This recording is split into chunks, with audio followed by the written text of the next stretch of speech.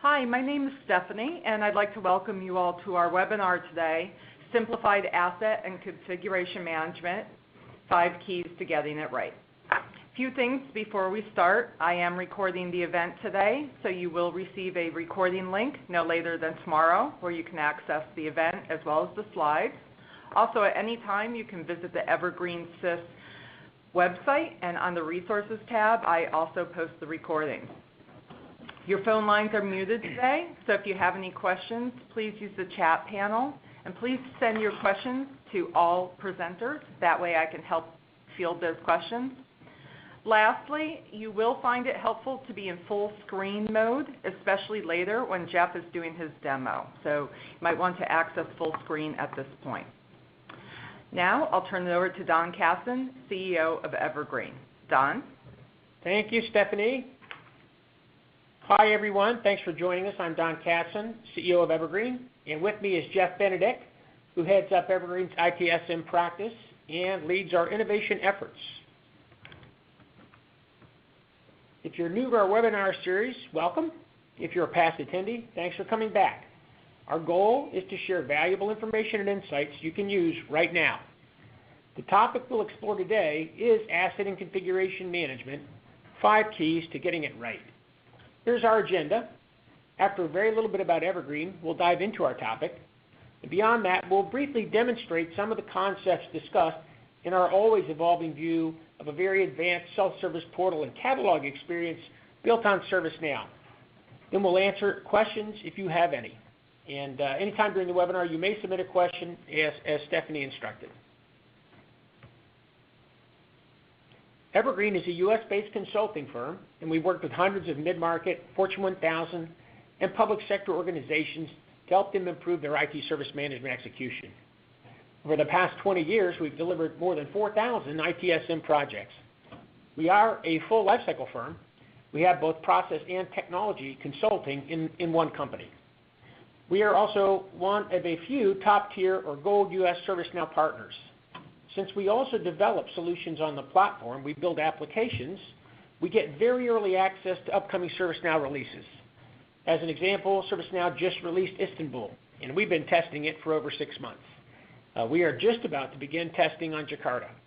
This insight helps our customers to make better long-term decisions. As we work with clients across the U.S., here's the number one problem they tell us they have. They can't meet their ServiceNow demand. And when we talk to them about it, here's what they say. It exceeds our resources, but it can have peaks and valleys too. Skilled resources are scarce. It takes 6 months to become capable. Then they get hired away. Also, we may not have a true solution architect to lead us. When our people need help, where can they turn? How do we know if we're even doing the right things? Even with expensive consultants like Evergreen, contracts, task orders, and invoicing are a lot of work. And the client says, hey, we educate these people on our business, then they're gone. This is how most try to handle it. It's a core internal ServiceNow team augmented by outside consultants on a project-by-project basis with possible offshore technical support. We are so used to doing it this way that we may not even stop to think how hard and inefficient this really is. We think the traditional service approach is broken, and we created Evergreen Evolve to fix it.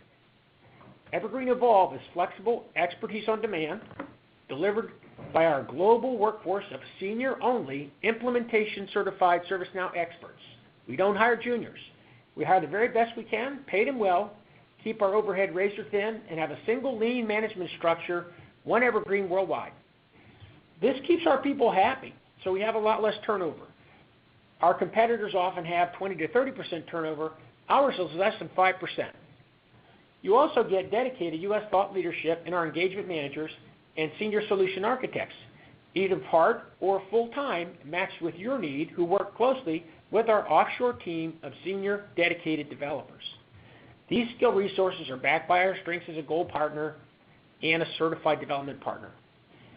This approach gives you one flexible contract and one dedicated team that works with your team to create a single solution that can meet as much or all of your ServiceNow demand as you'd like. You may be paying $180 to $200 per hour today for these kinds of skills. Evolve is very affordable, with average rates from only $65 to $118 per hour. Okay, so that's it for my commercial. So let's get started. As we often do, covering a few idle definitions is useful for getting us all on the same page. 4 are relevant today. Asset and configuration can get confused and can seem to have a lot of overlap. Key to keeping this more clear is in the definition, tracking and reporting the value and ownership of assets. Thinking value and ownership can be more financial and control-oriented and leads naturally to thinking about contractual, third-party vendor kind of supporting relationships. A configuration item is something that is needed to deliver an IT service. A CI is a managed component. And counter to what a lot of people understand, it can be a lot of things. It can be hardware, software, a process, or a CI can even be a person. So when we think CI, we think more about readiness, current state, and availability. In other words, is this CI ready to do its job when there is a request for service? Configuration management is simply the process that maintains accurate information about the CIs being used to deliver IT services. The CMDB is a place where we store this data over time and how it relates to other data or CIs. So, at the top of all of it, Service Asset and Configuration Management, or SACM, ties it all together. It is the combination of asset data and configuration data to ensure that accurate and reliable information about an asset is available when needed to support a service, including its configuration in relationship to other assets. Okay, so that's a lot to talk about right there, but it is good grounding stuff to start with. So our first key, logically, our first key is to look within and seek to understand why it hasn't worked well before. So why has asset management failed to deliver its promised value? Right off the bat, it is hard to get the data across the enterprise.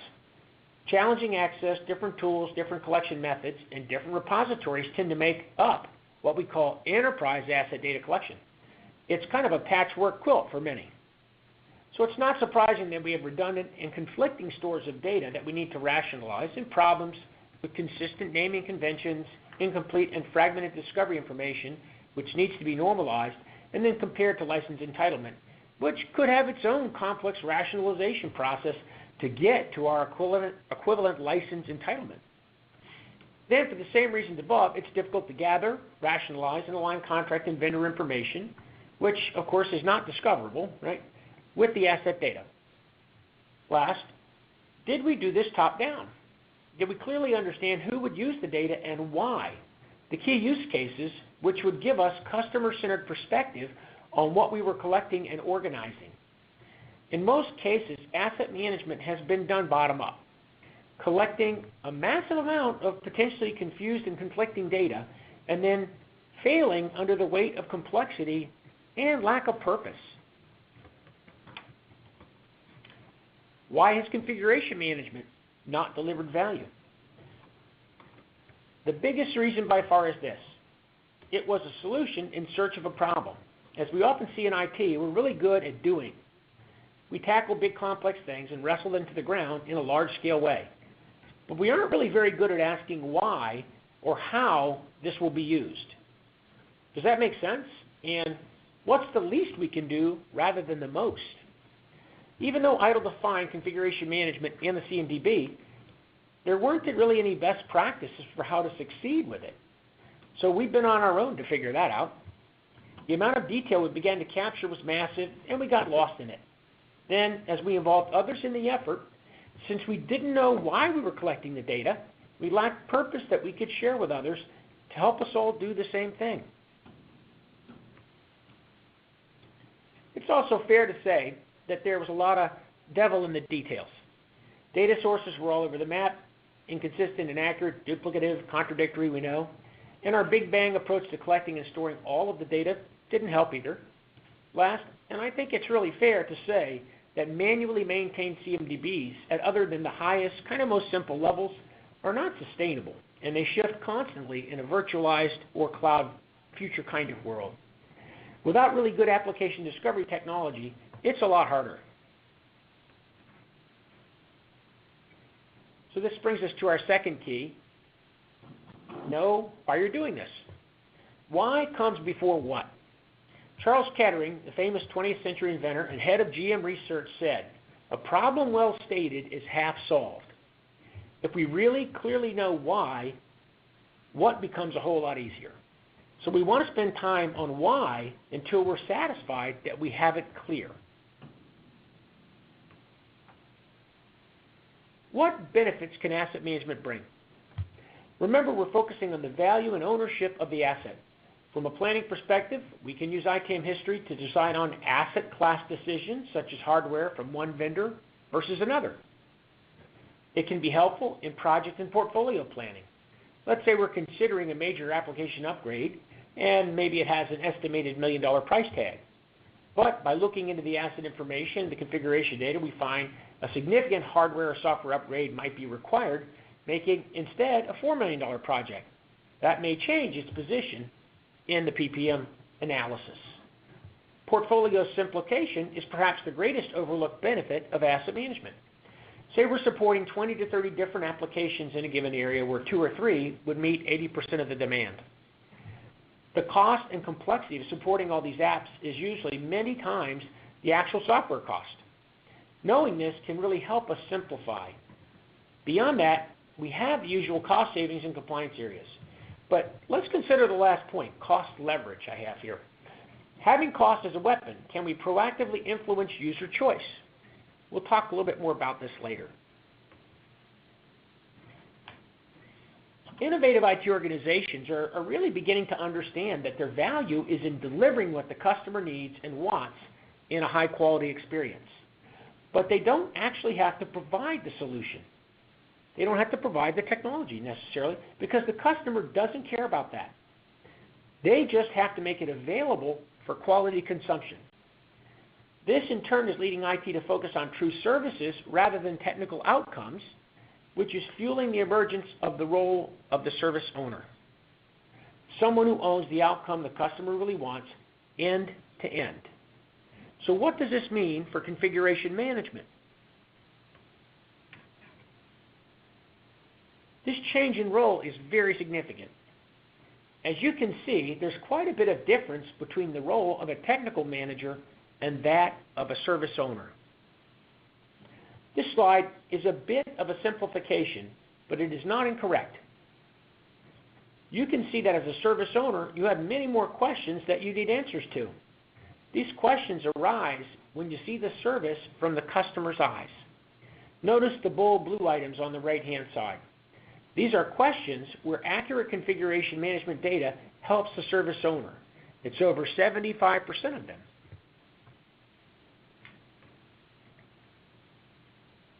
The differences now make configuration management absolutely critical. Here are 5 foundational elements only configuration management can bring.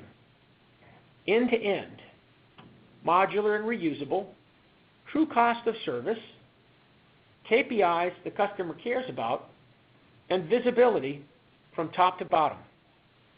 Configuration management is the decision-making support base underpinning all IT services. So the third key, we're going on a journey from start to finish.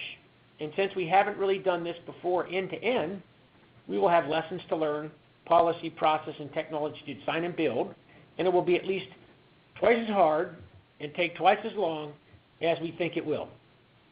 When that is the case, it's best to choose something very important, even strategic, because when it gets tough, when the going gets tough, which it will, we won't abandon it. Along with that, we want to start with something small, a manageable universe of data points we can understand and manipulate, with manual intervention when need be. For asset, this might be 2 or 3 top software licenses or a class of high-value servers. For configuration, perhaps we focus on 1 or 2 high-value Tier 1 types of services, only ones that really matter. Whether for asset or configuration management, This approach works. Pilot, learn, and apply. First, intend to complete the circle, the full life cycle from start to finish for the customer, provider, and manager. Next, think top down and very clearly why you're doing this so you can limit what you need to the absolute minimum and then go get only that. Everything is a service or a subservice, so as you map your processes and roles, think modular and reusable. It's a good way to begin thinking. 3 to 4 reusable modular processes in a given area can usually mean 80% of the needs. We talked about limiting the data. Along with that, though, we need to put in place our initial data curation closed-loop process, which will be unique to us and improve the quality of our data over time. It's kind of like the wash, rinse, repeat kind of cycle. Last, use this opportunity to begin collecting cost data elements at every step and sub-process along the way.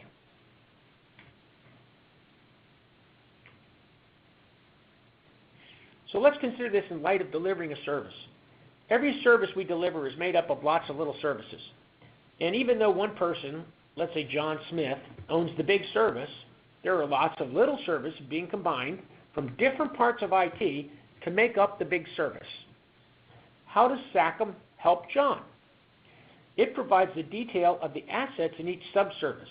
So John has meaningful data on capacity, availability, time to provision, quality of service, service issue resolution, and service outage restoration that allow him to see his service from end to end, fix it when it's broken, and continually improve it for the customer. As a service owner, I get requests from potential new customers to be consumers of my service. These may be end customers or perhaps another provider who will use my service as a subservice in their delivery. When I accept this request, the new customer is added to my active customers in configuration management, so I know at all times who's consuming my service. As a service owner, I can also see other services by other providers in configuration management. Let's say I find one that will add value to my service. I can request access as a customer to this service, which becomes a subservice or a supporting service to my service. At the same time, the subservice provider has a new customer, me. A lot of what we did traditionally in configuration and asset management was below the double line in the middle of this slide. The hardware and software technology components and their relationships to each other. For our purposes today, I'm calling this the discovered infrastructure, or maybe the discoverable infrastructure. Above the line are the services. The service usually consists of people, processes, descriptions, functionality, options, and service commitments, as well as technology underpinnings. Most of what makes up a service CI can't be discovered, though. But that may not be a huge problem because the service isn't as hard to track as moving technology like virtualized servers. You can see that each orange service above is consumed by some customer. That customer may be another service or maybe the actual end customer, doesn't matter. It is relatively easy as a service owner to add and track consumers of your service, as we just talked about, as well as adding and tracking the subservice you consume to deliver your service. This makes it easy to discover your services map in the CMDB. The coolest part, right, if you follow this process like we talked about, it's always accurate. For the example above, the dotted lines going down the left and right side show our service from the top to the bottom.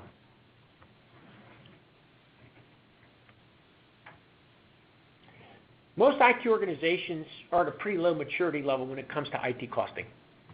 This prevents IT in some ways from driving customer choice or participating in the fundamental conversation of business, which is cost-benefit trade-offs. As we move to IT services, IT organizations are beginning to see this cost conversation as mandatory rather than just nice to have. Whether we actually get cost reimbursement or just do showback costing, a reference retail price, it still affects consumer behavior, creating better customer understanding and decision making. Just as importantly, it allows us to lead the customer where we want them to go by creating standard, bundled, kind of like Happy Meal offerings around the 4 or 5 activities or items we do most of the time and that they actually want most of the time. And then we can use 2 powerful levers, 2 powerful consumer levers that we have, cost and delivery time. In this way, we simplify the customer's decision making and the work of IT. Asset and configuration data, we really can't do any of that without it. Now we get to our 5th and final key, which is aligning metrics from top to bottom. Again, we start with the customer, whomever will be using our data. Customer KPIs cascade down in a pyramid from the customer to the service owner to the service providers. KPIs become SLAs, and SLAs become OLAs as we go down this pyramid, and it all fits together. And all the OLAs roll up into the SLAs, which deliver the KPIs. Then working as a team, we continuously seek to improve our service delivery as well as the measures of our success, helped significantly by visible alignment to the customer. With SACM enabling modular, reusable sub-services, we could even trial build a service we're thinking about offering, a prospective service. And we could look at what the performance and delivery might look like end-to-end by adding up the sub-service SLAs and OLAs around delivery times, performance, and even for cost. So it would give us a way to prototype on paper a potential new service.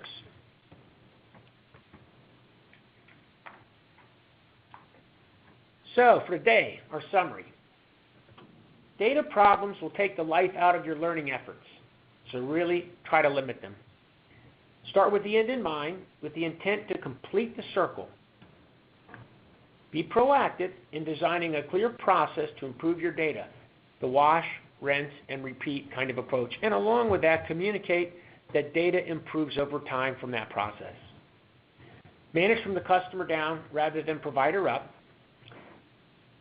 This will ensure you align naturally with your customer and with the business. Okay, so that's it for our presentation today. I'm going to turn it over to Jeff, and he's going to demonstrate some of the concepts we talked about today in ServiceNow. Excellent. Thank you, Don. So let me just kind of frame a little bit what I'm going to cover. So I'm going to cover both asset management and the configuration management. I'm going to start with kind of the submitting of a request and then sourcing that request through a procurement workflow as an entry point into the asset repository to kind of track the assets that we would order and request. I also just want to highlight a couple other tools that are in the ServiceNow toolkit to kind of support the management of your assets, getting data into ServiceNow, some of the tools we can do that. And then I'll kind of close with some of the points that Don hit on, which is really the value of the C&B data and how we can use that to support some of our other business processes. I'll focus kind of on change, but as an example. So let me start with, so I'm in our kind of self-service portal. This is built on the service portal technology of ServiceNow. And this is where our users would go to consume information about our services, submit service requests, also track the status of those requests. Also worth noting, you see kind of a banner, right? It's also an avenue where we can push alerts, push kind of announcements, maybe highlight things that are coming in our organization to our consumers so they're aware of what's going on as a communication vehicle. So let me go into requests. As I said, I'm going to start kind of with the kind of the submission of a request and tracking of those requests. One of the first things that can hit me when I go to this request page is there can be suggestions for me in terms of what I should possibly order from our catalog based off of my activities, things I've previously ordered, et cetera. So these are suggestions for me that I can, if I don't want to be inundated with those, I can kind of hide those and dig through our various catalogs or category trees. And in this case, what I want to look for, I actually want to request some new hardware. What I'm looking for is a new tablet. So I'm going to come in here and look for our Apple iPad tablet. And I'm just going to pop this out into a full page screen just so we get the full detail of it. And so a lot of what I'll see here is I'll see information about the iPad I want to order. Well, first thing you'll notice is there's no actions here for me to add this to my cart or submit now. And part of the reason for that is that this one actually requires that I fill in some of its required information before I can actually check it out, submit it, and generate a request. And one of the things that we're doing with this particular item is we want to make sure that this one's not a free item. We want to make sure we cover from a chargeback or purchasing perspective that we've got the right accounting information to actually do the chargeback or do the purchasing activity so that the rest of the workflow kind of downstream from here flows smoothly without issues. So my choices here is I can kind of put in a purchase order number if I have that, or I can go through and put in some of my financial information. And what I'm going to do is, in this case, this is wired into our kind of SAP environment, so I can put in some cost center information. I'm just going to put in some of our, I'll split this across a couple cost centers and funds and say it's a 60-40 split. And make sure it goes out and make sure that these are valid cost centers for me to use. And it came back and told me that one of them is indeed not valid. So I'm going to put in a different one instead that I believe is valid. And now that everything's checked out, I've got valid accounting information. So this is going to allow everything to kind of flow smoothly from my request and downstream. So I'm going to add this to cart. So now I could also add this, go shop for a couple other things as well, right? Add multiple items to my cart, and then ultimately do my checkout. I'm going to go to my cart, and this is where I can go again, and I could add multiple items here and check out. If I'm not ready now, I can also, kind of save this for later. Say this is something that I want to buy, but I need to maybe do some additional shopping or evaluation before I'm ready to check out. And then when I'm ready, I can always add it back into my cart, make adjustments to it through my kind of edit options, or in this case, proceed to checkout. And you notice when I go to proceed to checkout, I've got to provide some business justification for this order. So I'm going to say I need this to take notes during meetings. Very important need. I'm going to submit my order.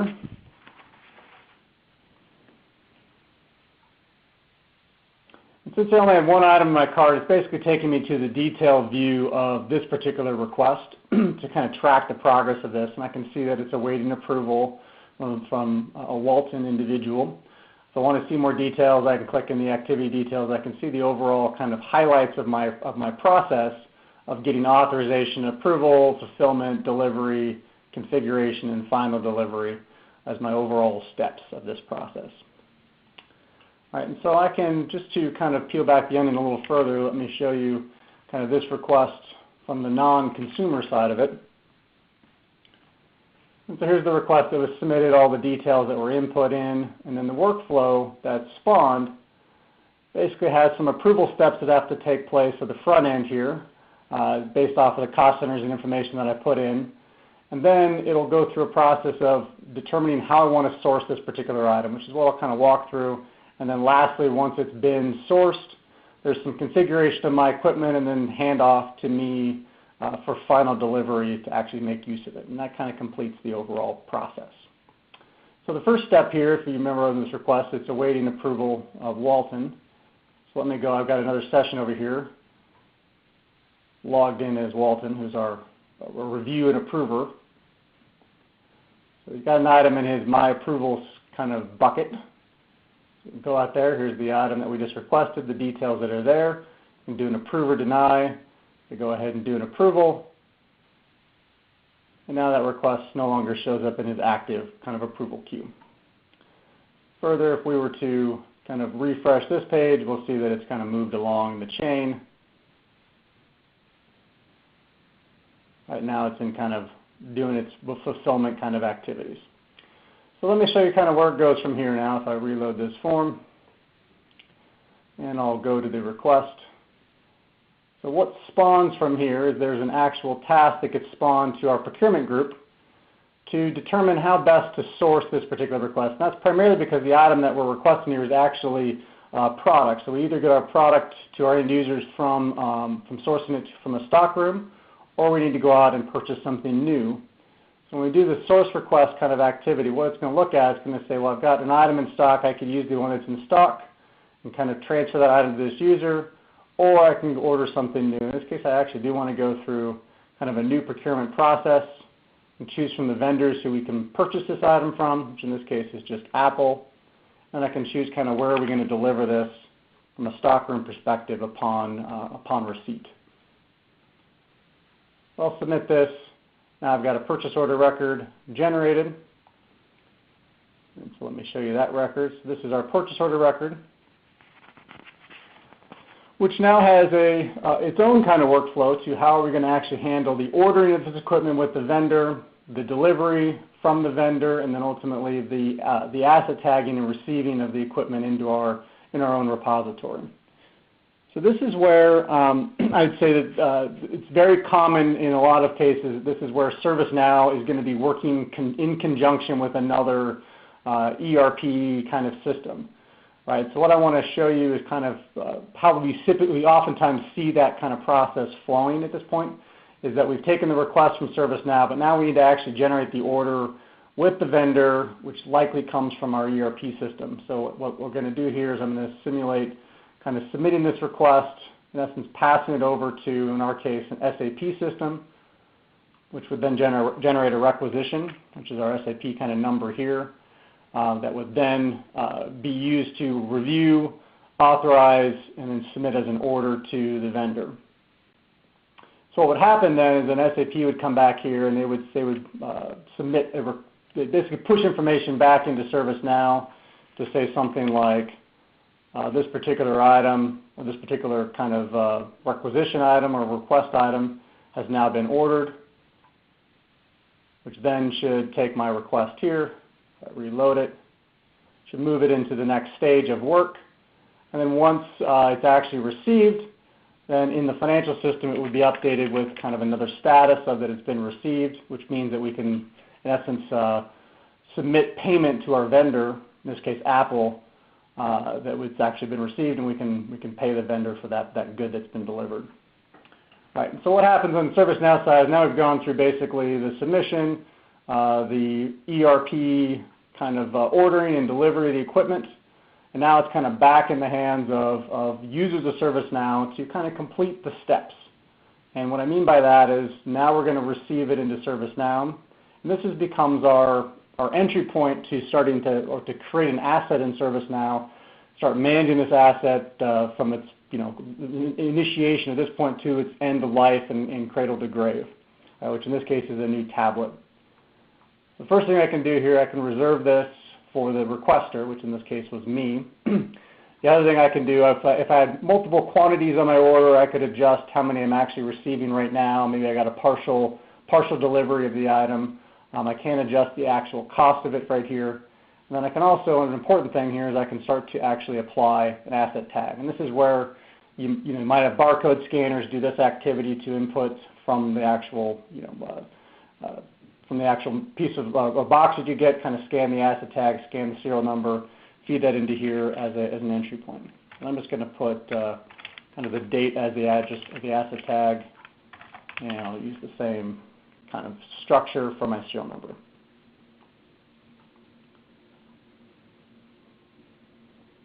All right, so now what I've got is an asset that has been received with my asset tag on it.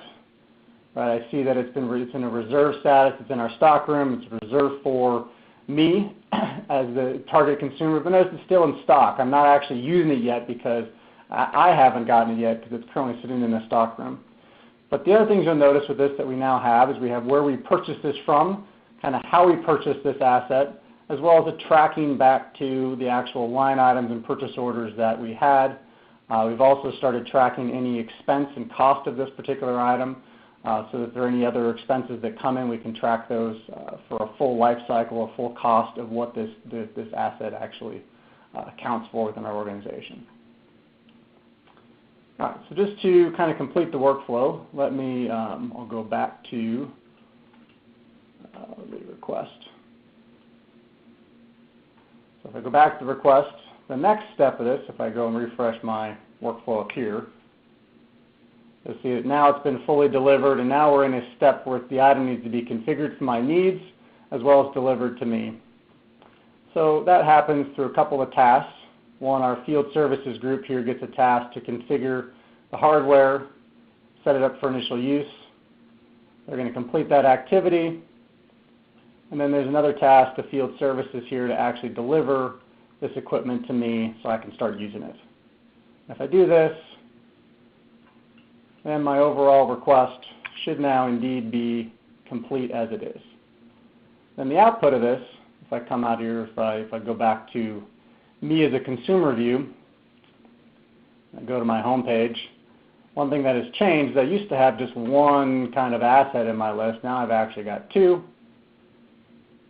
And if I go to my assets page, I'll see, well, here's my primary computer, but now I've also got this iPad in my list as well of assets that is registered to me, and then I'm an active user of this particular item. And then we've obviously got tracking of that from here on until it gets retired or decommissioned.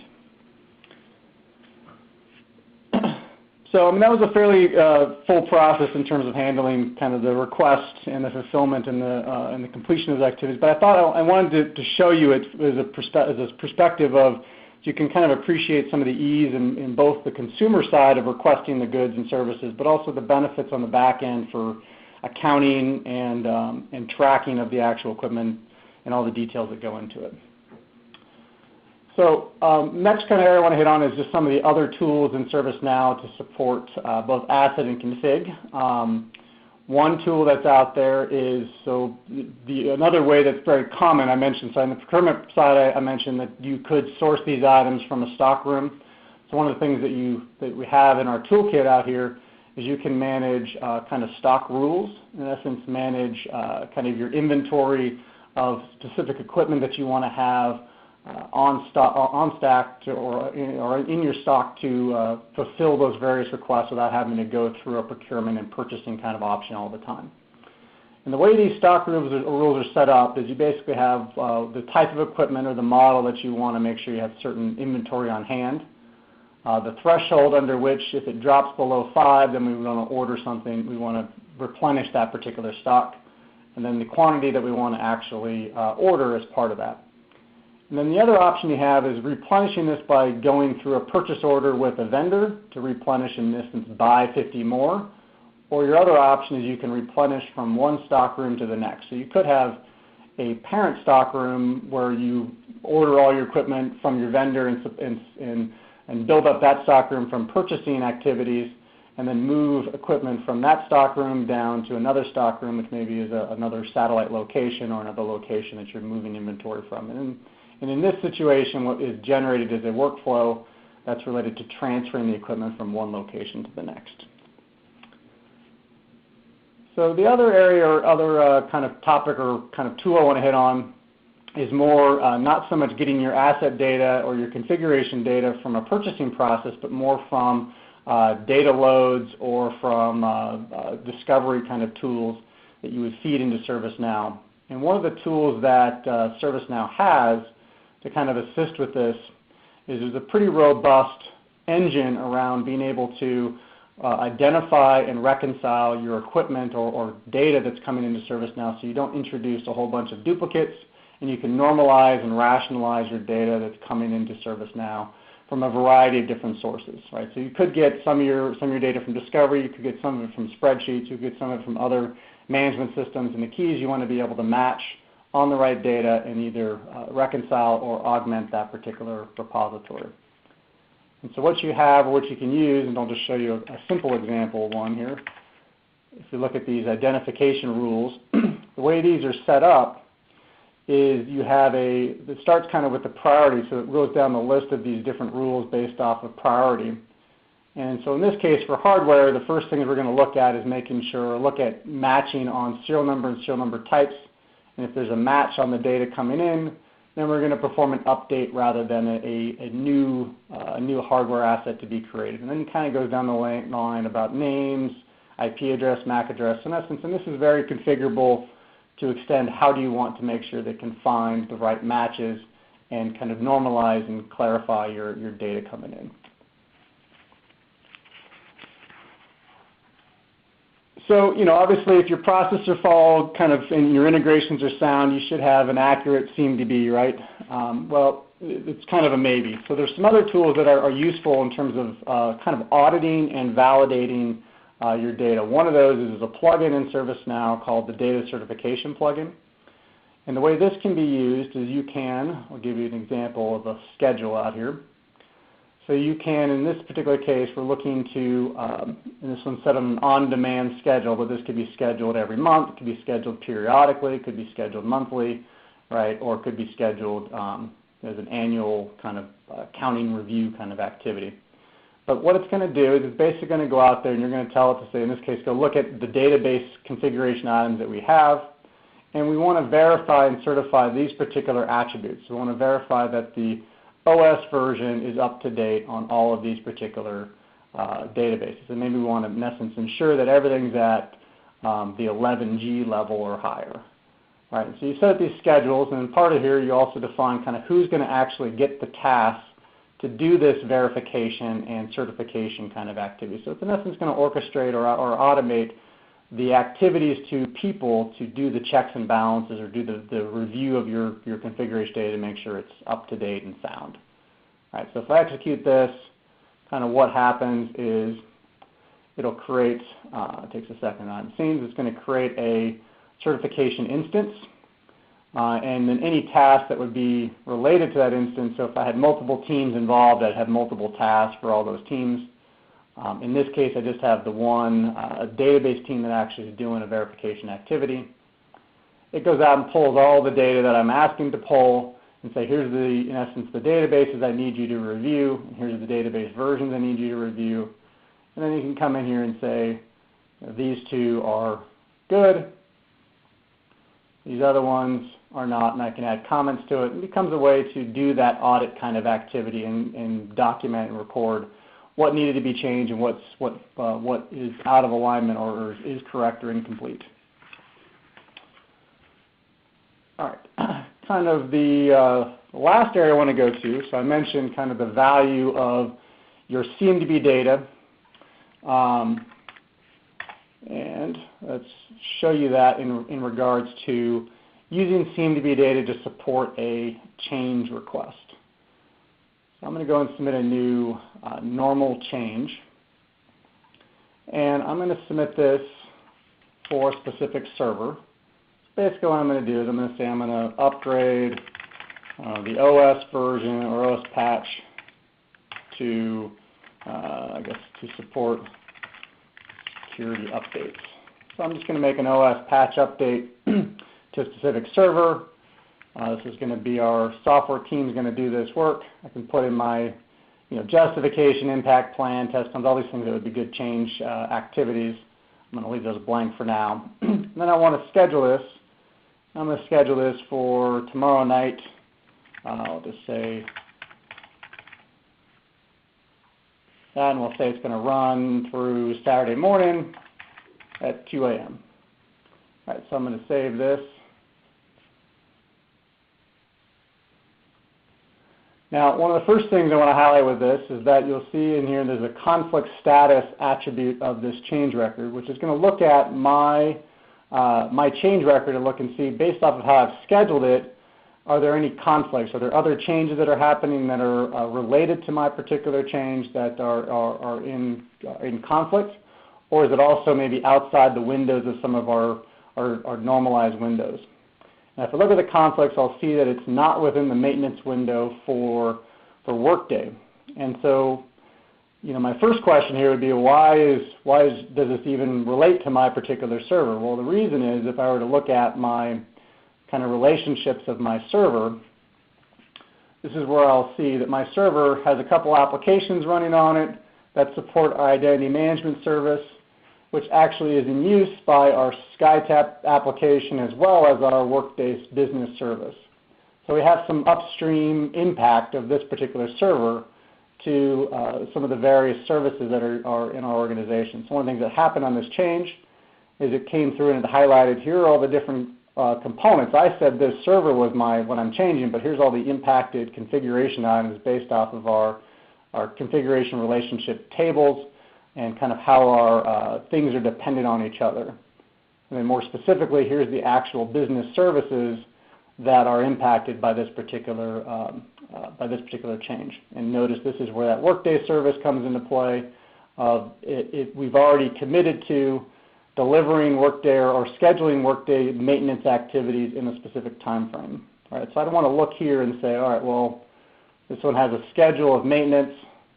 So the actual maintenance schedule for Workday is agreed to on Saturdays between 1 and 4. So in order for me to stay kind of in compliance, since I'm impacting, that cannot change. So I'm impacting a particular service, you know, it either need to ask for authorization to do it at this time and impact that particular maintenance agreement, or if I can, I can adjust my schedule to maybe fit within that window. Right? So maybe instead I can do this between 2 a.m. and 4 a.m. on a Saturday, which is within that maintenance window. And now you'll notice I have no conflicts in terms of my scheduling. Right. The other thing I want to highlight here in terms of using this configuration day is I'll show you a little bit deeper into this workflow. This is a pretty healthy workflow, but I just want to call attention to one area that you'll see over here on the far right. There is some authorizations and approvals that have to take place as part of this change. And one of those is of the impacted service owner. So another thing we're going to ask for as part of this change activity is that all the impacted service owners of this change actually sign off and approve this particular change record as well. So just to kind of highlight that, I'll move this thing along a little bit in the workflow. So we're going to request kind of a technical approval. Right, so one of these technical approvals will come in here and approve this. Then if I refresh my workflow, we'll see it's now at this kind of service, the impacted service owners and the CAB approval to review and approve this particular change. So if I look at my approvers, I want to highlight one in here. You'll see Mara Reinhardt in our list of approvers. You'll also notice that she is also the owner of our Workday service. So in essence, she's being asked to review and approve this particular change record. All right. So I think hopefully that resonates as far as an understanding of how that seem-to-be data can help support change. The other thing I want to highlight, just because I started on the self-service portal part of the story, let me finish there as well, and that the change record is also kind of a vehicle for communication out to our consumers as well, in that if I come out here to look at kind of service outages and upcoming planned maintenance, one thing you'll notice on this list is that there is a upcoming planned maintenance activity for Workday, lab provisioning, and identity management, which happens to all be related to that same change record I just created. So in essence, we're communicating to our service consumers. We're not telling them that this particular server is being updated, but rather these are the services you use, and they're going to be impacted over this weekend during a 2-hour window while we apply some application or OS patches to some of the supporting infrastructure. So that, I think that covers what I wanted to cover as far as showing you both the asset side, the requesting, fulfilling, sourcing of that, some of the tools that can support the data management activities, and then lastly, the value of CMDB in some of those relationships you're CMDB. So thank you. All right. Thank you, Jeff. So here are some possible next steps if you found any of that interesting. You know, you might be interested in our advanced self-service portal and catalog, the functionality Jeff was demonstrating. It's available as a fully functioning self-service demo. It's fun. It's easy to use. You can't get lost in it. There are over 1,000 people who have signed up for it and are demonstrating it, hopefully not all at the same time. You can get your own login on our website and be using it in 5 minutes or so, or you can download a demo version of it from the ServiceNow store if you like. Other than that, perhaps you're interested in establishing a better asset and configuration management direction. Maybe consider our rapid results asset and configuration strategy and roadmap kind of engagement. In a few short weeks, you can put your team and your program on firm ground with a clear path forward. And it gets everybody, reading from the same page and moving the same direction. Or perhaps you're interested in a better way to meet your overall ServiceNow demand. If so, check out our entirely new way of delivering services with Evergreen Evolve. So that's all we have for presentation today. I'll open it up to Steph for any questions if we got any.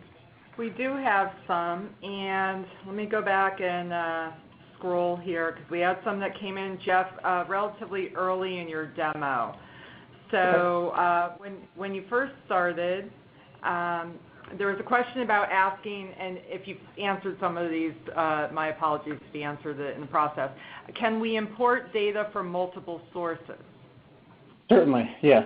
Yeah, I mean, so and it's ServiceNow's got a pretty robust integration and ways to get data into ServiceNow, either through a push where you would push through ServiceNow's web services, or you could, or through more of a pull where ServiceNow could reach out and connect to a database or a flat file or some sort of XML data and bring that in. Also, ServiceNow could reach into another system through web services and extract data from a system to do that. And also, ServiceNow has its own kind of discovery management tool, which can be configured to basically run what are called probes, which would be, in essence, different scripts or functions on target systems to, in essence, collect information about those systems and pull them into ServiceNow.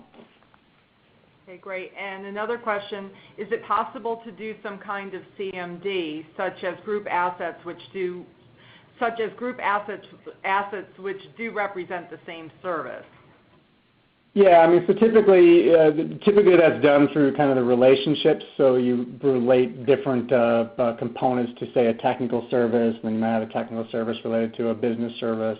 So that's typically how you would do kind of some of those groupings. But there are other techniques around that too, in terms of creating kind of groups of CIs in essence, or groups of assets. Okay, another question about what integration options are available? Yeah, so I kind of talked a little bit about it. I mean, in essence, you can connect through, so the discovery uses techniques like SSH and WMI, other protocols for discovering information on the platform or on the network. You can integrate, as I mentioned, through web services, which is either REST or SOAP, and you can integrate through JDBC calls out to systems. And then other data could be pushed into ServiceNow either through web services or through kind of push of files that can be read from file systems. Okay, great. Another question for you, Jeff. Are there pre-configured integrations between ServiceNow procurement and other systems? So as far as I'm aware, ServiceNow has not authorized any integrations between their procurement application, which I showed today, and other systems, like SAP or Oracle. There are, through the various engagements that we've worked in, we have certainly set these integrations up in the past, both with tools like SAP, Oracle eBusiness, and PeopleSoft. Though I will say that in most of those cases, the integrations tend to have some uniquenesses specific to those customers and how they deploy those tools. I do know there are some known integrations that support procurement related to tools like BD&A, which will help normalize and rationalize some of the products or the model and category data. And there's also a number of third-party platforms out there, like a MuleSoft or a SnapLogic, that have connectors to both ServiceNow and a host of ERP or financial systems. Okay, Jeff, another question came in. How would you view discovery via ServiceNow Discovery Service Watch versus, say, SCCM, Flexara, or SolarWinds? So, I mean, I'll speak a little bit to so first of all, ServiceNow's discovery tools in comparison to, say, SCCM and I think SolarWinds, I don't know Flexara as well. Those are almost all agent-based. So they're devices that have, basically a software deployed onto those workstations or on those equipment to scan them regularly and then feed that data to a repository for collection. ServiceNow's tool is agentless, so it's based off of using open protocols, like I mentioned, WMI or SSH, to scan and discover information about your network and your devices that run on the network. It's highly flexible, so you can kind of target what you want to go after. I would also say the thing that ServiceNow's Discovery is primarily focused on is a lot of the configuration side of it, right? So building the relationships between your infrastructure components and your applications or some of your service level components And that's some of the things that things like SCCM don't really do much of that. And SolarWinds is going to give you a lot more of the network integrations and relationships. But I will say that for a lot of customers, what we see is finding the best solution is oftentimes a mix of technologies or a mix of tools. That SCCM tends to solve a lot, or tends to be very useful in terms of the data it provides to support your workstation information, kind of what software is installed on workstations. It doesn't tend to provide us good answers when it comes to CMDB relationships. And so we might mix ServiceNow's discovery with SCCM, and we might mix SolarWinds into the mix to give you some of the network connectivity information as well. Great. Thanks, Jeff. Don, I have a question for you. EE sounds interesting. Is it a team dedicated to us? I'm sorry, I cannot speak today, folks. Let me try this again. EE sounds interesting. Is it a team dedicated to us, or is it people from a revolving pool kind of approach? Okay. Yeah, I'm glad to have an opportunity to clarify that one.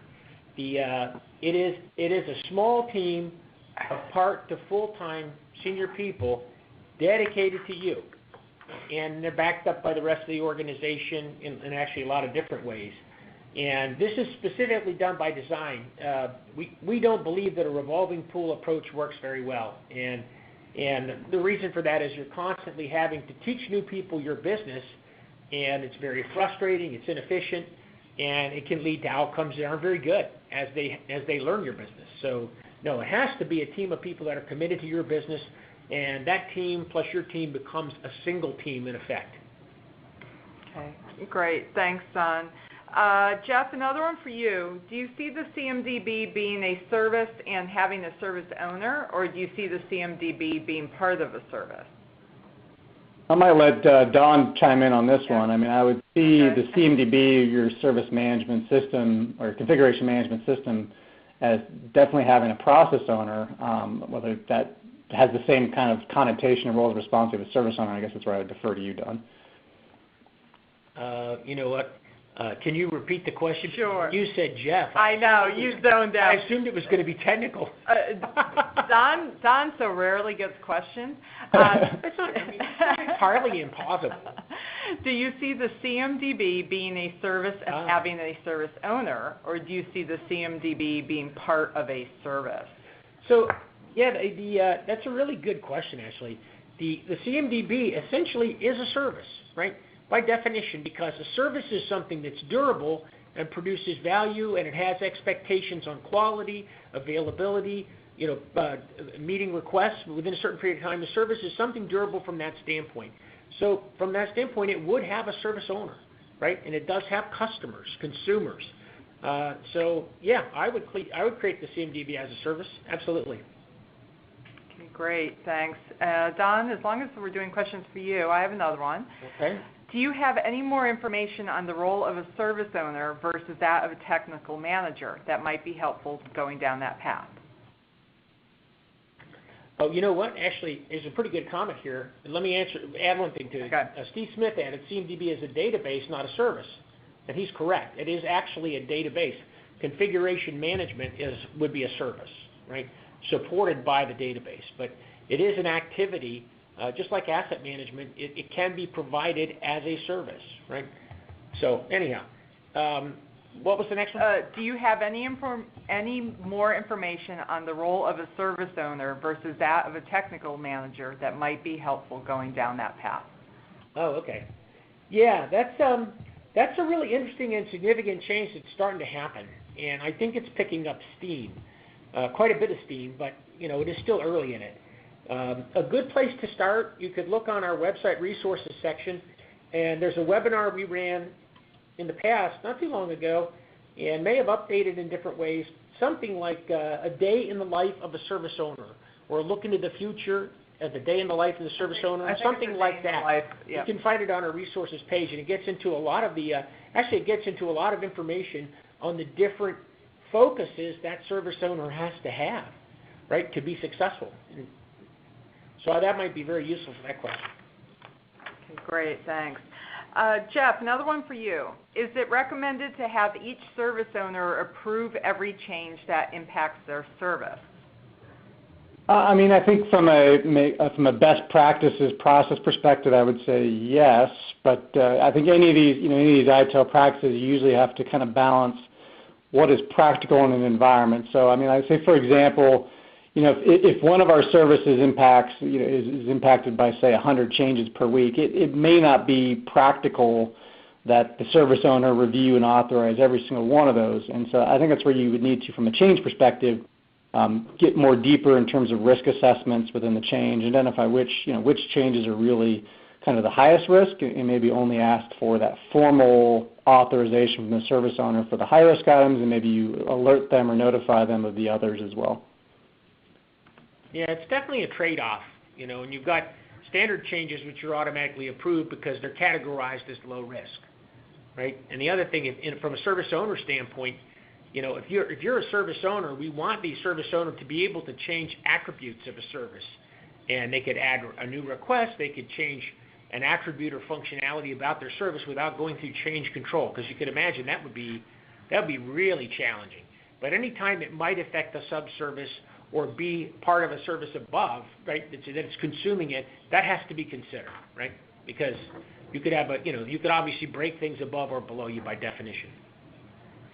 All right. I have one more question for you, Jeff. So I'll kind of put out a last call if anyone has any questions, or if I missed a question. We had a lot going on there in the chat and question panel. Please resubmit it.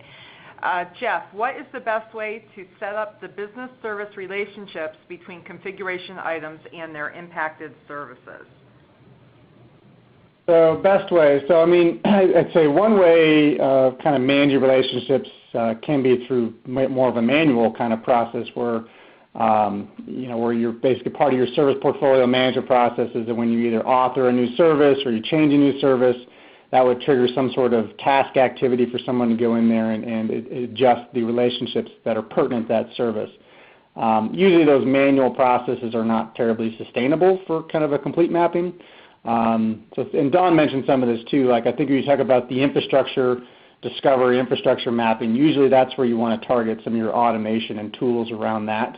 You get your SolarWinds, you get your ServiceNow Discovery, those kind of tools can give you the mapping between that. I think the challenge, and Don hit on this too in his slide, is that usually those service-to-service relationships is where automation can be a little harder to deploy to build those linkages automatically.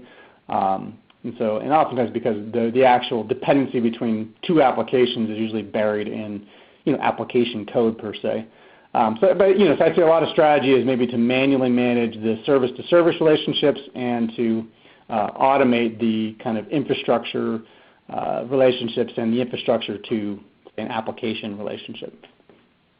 Yeah, and Jeff, that's a good sort of clarification of that point, because if you use automation below the line, above the line, if you use a request and acceptance process, right, for like we talked about there, then and as long as you accept, you either sign up or sign off for service, the information is going to be accurate through the process, and it can be quite reliable that way.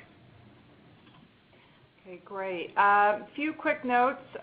We are recording today, so you will get a recording from me no later than tomorrow, and it will include the link for the slides as well.